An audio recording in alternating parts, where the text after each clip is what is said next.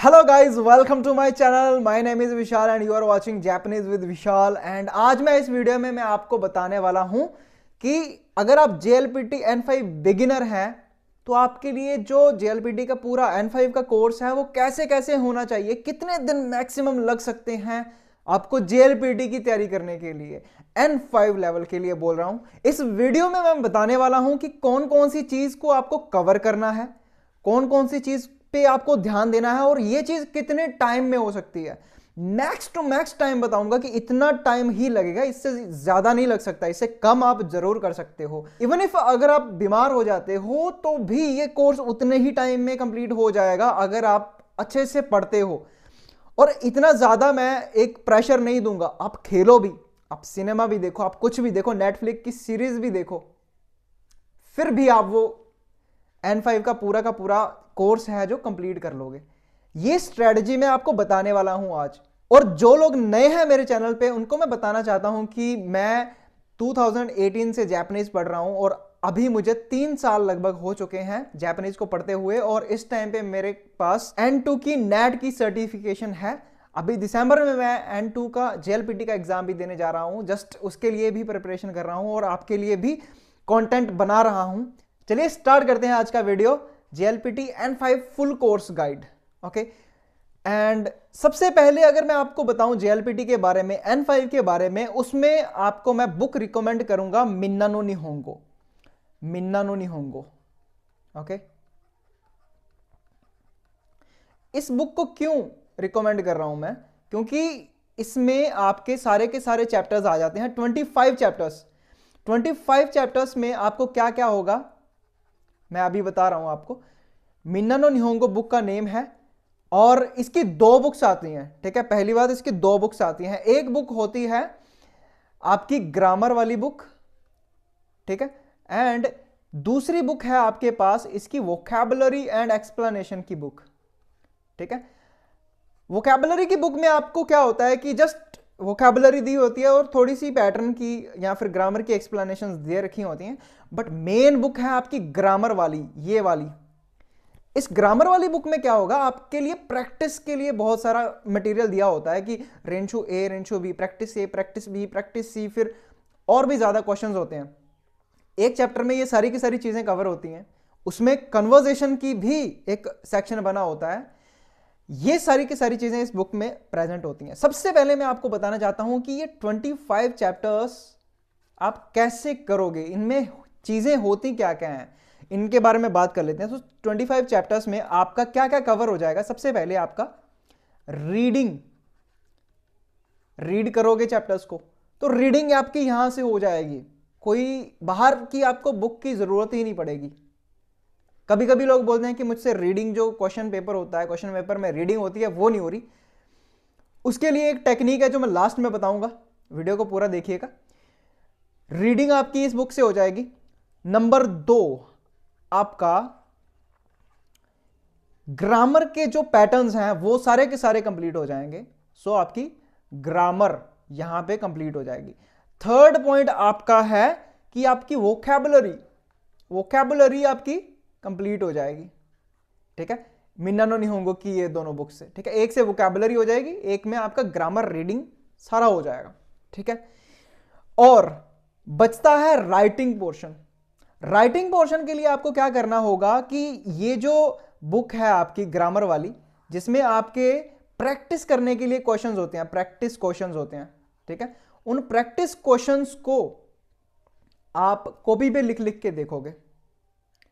वहां पे तो दिए हुए हैं, अब वहां पे फिल करने के लिए भी कई क्वेश्चंस में जगह होती है, बट एक रेंचो भी होता है जिसको आपको प्रैक्टिस करना होता है, आपको कॉपी पे लिख के देखना होता है। तो यहां से आपकी राइटिंग की प्रैक्टिस भी हो जाएगी।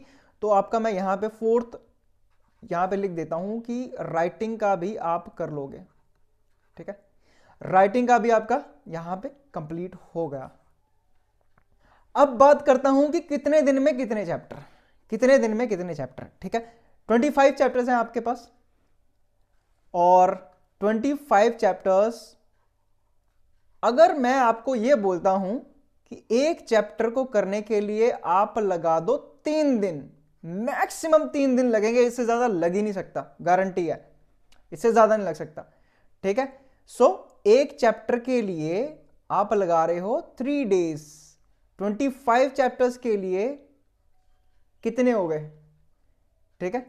25 चैप्टर्स के लिए आपके पास 75 डेज का टाइम है पूरा का पूरा। मतलब इसका क्या है कि 2 months एंड 15 डेज आपकी पूरी की पूरी बुक कंप्लीट होने में इतना टाइम ही लगेगा, इससे ज्यादा टाइम नहीं लगेगा।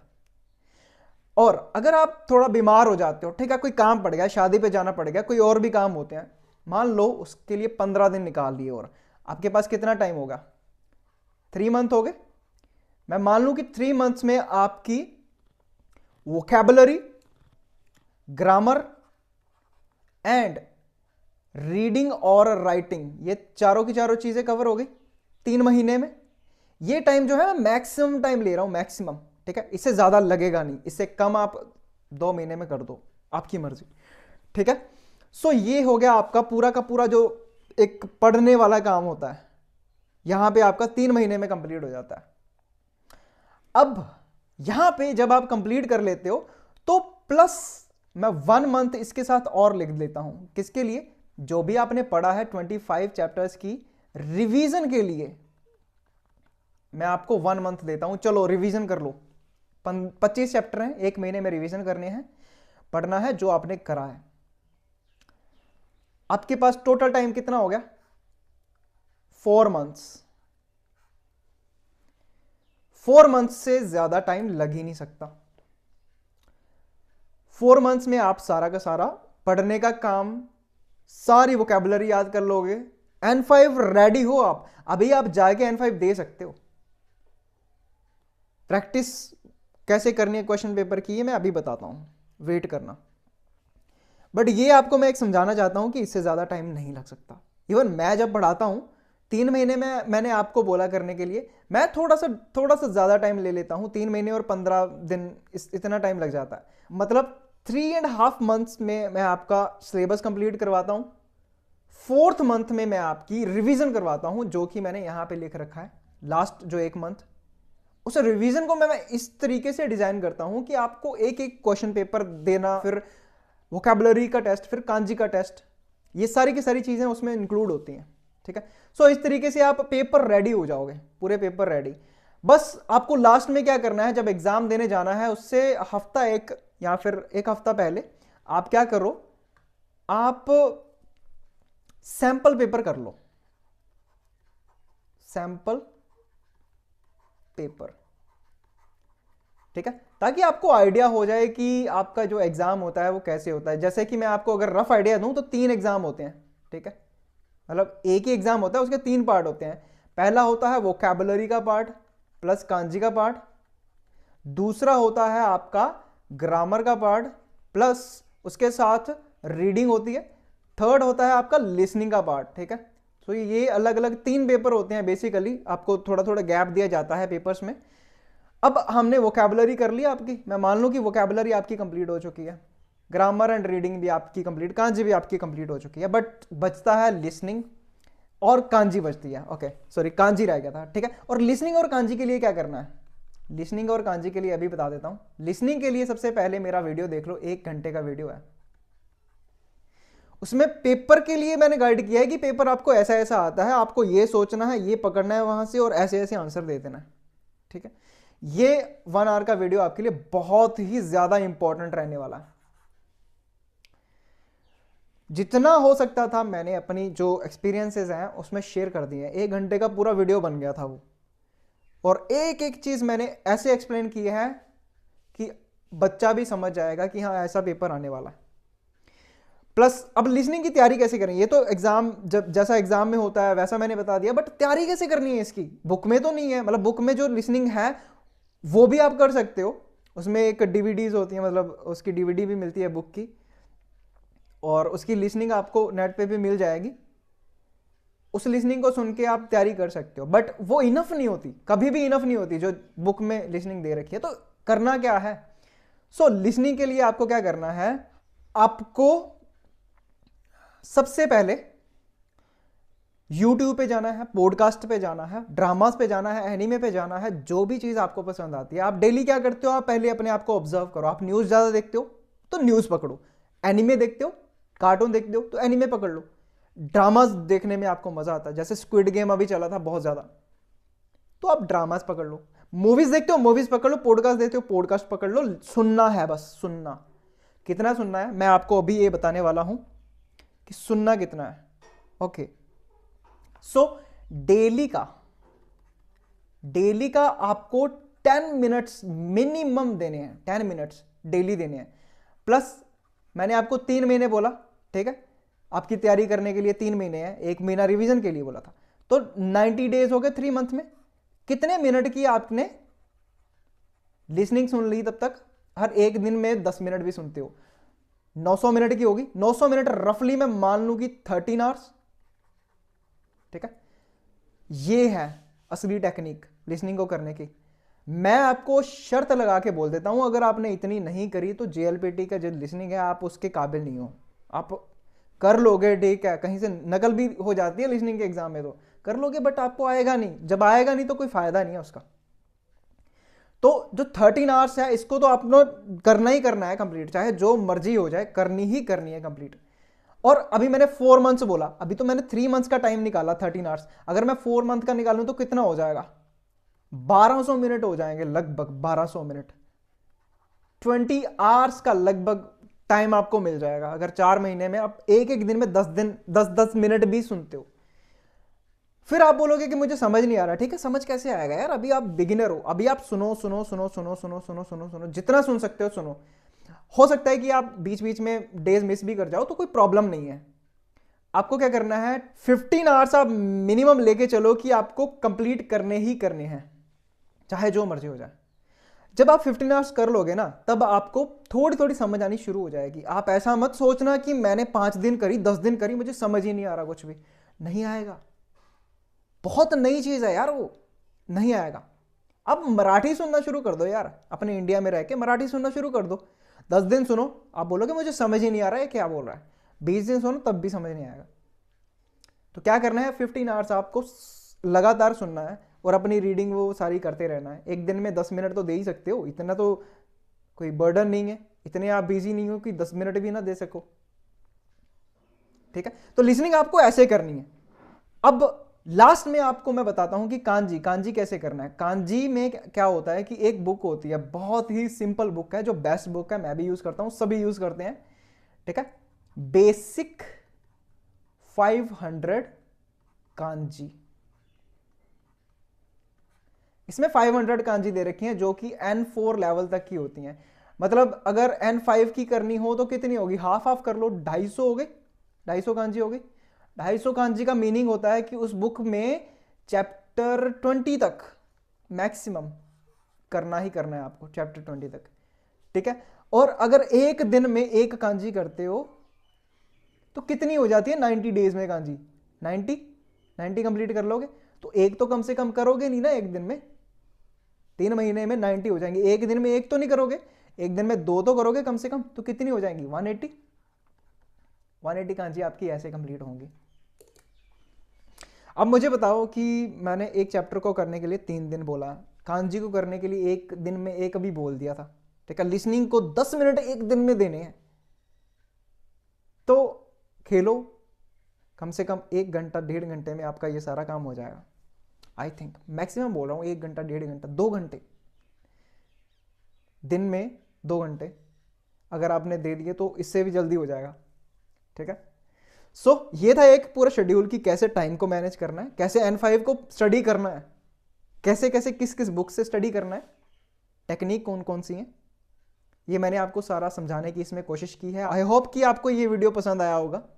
अगर आपको ऐसे ही वीडियो देखने हैं तो मेरे चैनल को सब्सक्राइब कर सकते हो, अपने दोस्तों के साथ शेयर कर सकते हो जिनको जापानीज पढ़नी है। ये वीडियो तो बहुत ही खास है, ये वीडियो तो शेयर कर ही सकते हो। अगर आपको ये वीडियो पसंद आता था इसको लाइक जरूर कर देना। एक बार मैं फिर से आपको दोबारा समझा देता हूं कि मैंने एक बार समराइज कर देता हूं कि क्या क्या आपको बताया है। सबसे पहले हमने 25 चैप्टर्स पकड़े, जिसमें आपकी मिनानो निहोंगो की बुक है, जिसमें ग्रामर और वोकैबुलरी की 2 बुक होती है मिनानो निहोंगो की, जो कि आपको यूज करनी है। ठीक है। सो ग्रामर में आपको क्या है, आपका रीडिंग, ग्रामर, वोकैबुलरी, राइटिंग, ये सारा का सारा कंप्लीट हो जाएगा। वोकैबुलरी वाली बुक में सिर्फ वोकैबुलरी पकड़नी है अगर आप ज्यादा टाइम नहीं देना चाहते। उसमें बहुत सारी कल्चरल चीजें भी लिखी हुई हैं, बट वोकैबुलरी पे ज्यादा ध्यान देना है।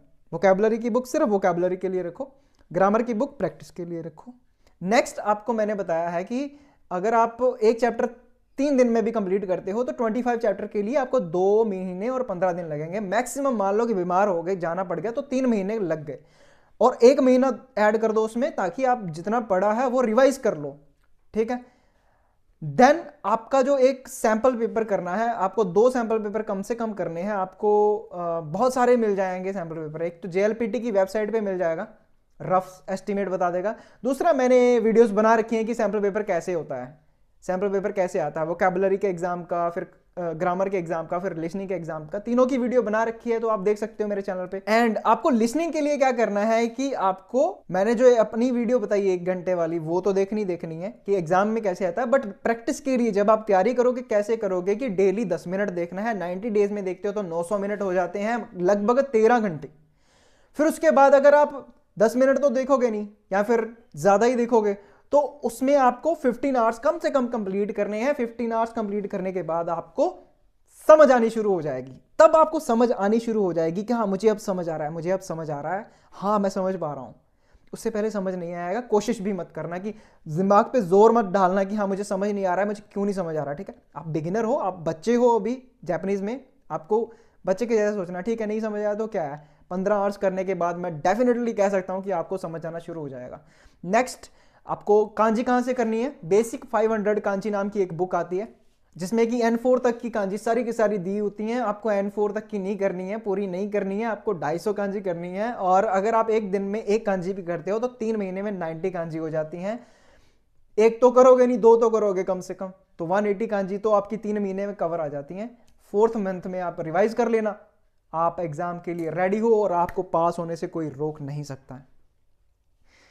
ये एक बहुत ही सिंपल प्लान है। अगर आप ऐसा सोचोगे ना कि ये जो इसने बताया है 3 महीने का बता दिया, मैं 2 महीने में कॉन्ट्रैक्ट करने की कोशिश करता हूं, 1 महीना रेस्ट करेंगे, मजे करेंगे, नहीं हो पाएगा। रश में करोगे, आधी चीजें समझ आएंगी, आधी चीजें समझ ही नहीं आएंगी, मजा नहीं आएगा पढ़ने का। सोचोगे कि मैं क्या कर रहा हूं, मुझे समझ तो आ नहीं रहा, मैं आगे क्यों बढ़ रहा हूं, मोटिवेशन नहीं आएगा। इसलिए 1 दिन में इतना सा काम करो, ना कि एक सारे दिन छुट्टी करके फिर 1 दिन पकड़ा तो इतना काम कर दो उसमें, पूरे हफ्ते का काम। ऐसा नहीं होगा काम, ऐसे आपको नहीं आएगी जापानीज। और एक लास्ट टिप मैं आपको देना चाहता हूं, जब भी आप स्टडी करते हो तो आपको अगर वो बोलना नहीं आता है ना, अगर आप उसको यूज नहीं कर पाते हो तो 0 है वो। आप सोचोगे मेरे पास N5 का सर्टिफिकेट है, बट वो किस काम का, जब आपको जापानीज बोलनी ही नहीं आई। जब वो बोलेगा कि आपको जापानीज में कोई क्वेश्चन करेगा इंटरव्यूअर, तो आप क्या बोलोगे उसको, क्या आंसर दोगे, जब आपको समझ ही नहीं आया, वो जब आपसे बोला ही नहीं जाता है, वो क्या करेगा, अरे छोड़ो इसको, जो बोलता है अच्छा मैं उसको पकड़ूंगा ना। तो आपको बोलना जरूरी है। बोलना कैसे आएगा, इससे नहीं आएगा जो मैंने अभी बताया, इससे सिर्फ समझ आएगी। आप पेपर के लिए तैयार हो सकते हो, मिनिमम टाइम में अच्छी तरीके से तैयार कर सकते हो। लिसनिंग एंड ये सारी चीजें अलग हैं, बट बोलना जो है, स्पीकिंग वो है, वो अलग होती है। जैसे कि आपको पता है, आप यार बचपन से इंग्लिश पढ़ते आ रहे हो, अब तक देख लो कितनी इंग्लिश बोलनी शुरू कर दी। और बोलना स्टार्ट कैसे होगा, इसके लिए मैंने एक वीडियो बना रखा है, 2 वीडियो बना रखे हैं स्पीकिंग पे, मैं यहाँ पे शेयर कर दूंगा, उसको देखो। उस पर आपको काफ़ी ज़्यादा नॉलेज मिलेगी, एक एक्सपीरियंस शेयर किया है। और बट ये तरीका अगर आप अपनाते हो तो डेफिनेटली आप JLPT N5 में पास हो जाओगे, ये मैं गारंटी के साथ कह सकता हूं। मतलब आपको रोकने वाला कोई नहीं है, ठीक है, आप पास जरूर हो जाओगे। बाकी वीडियोस में मैं आपको गाइड करता रहूंगा, वीडियोस को आगे देखते रहिएगा। अगर आपको ये वीडियो पसंद आया तो इसको लाइक जरूर कर दीजिएगा। मिलते हैं आपसे नए वीडियो में, तब तक के लिए सायनारा।